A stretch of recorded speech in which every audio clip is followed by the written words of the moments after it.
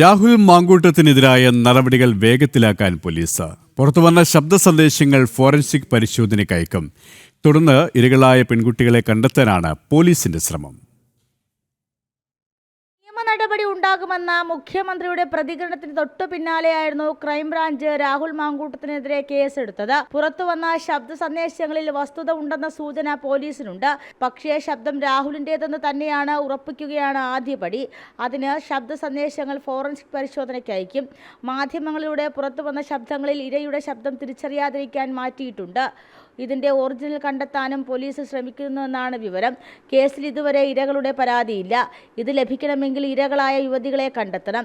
ഇരകളെ കണ്ടെത്തി പരാതിയുടെ കേസ് ബലപ്പെടുത്താനും പോലീസ് നീക്കം നടത്തുന്നുണ്ട്. പോലീസ് കേസില്ലാതിരുന്നിട്ടും ധാർമ്മികതയുടെ പേരിൽ രാഹുലിനെതിരെ നടപടിയെടുത്തു എന്നായിരുന്നു കോൺഗ്രസ് നേതൃത്വത്തിന്റെ പ്രതിരോധം. കേസെടുത്തതോടെ ഇതിനു കൂടി മറുപടി പറയേണ്ട സ്ഥിതിയിലാണ് കോൺഗ്രസ്. കേസ് സർക്കാരിന്റെ രാഷ്ട്രീയ പകപോക്കിന്റെ ഭാഗമെന്ന് നേതൃത്വം മറുപടി പറയാനാണ് സാധ്യത.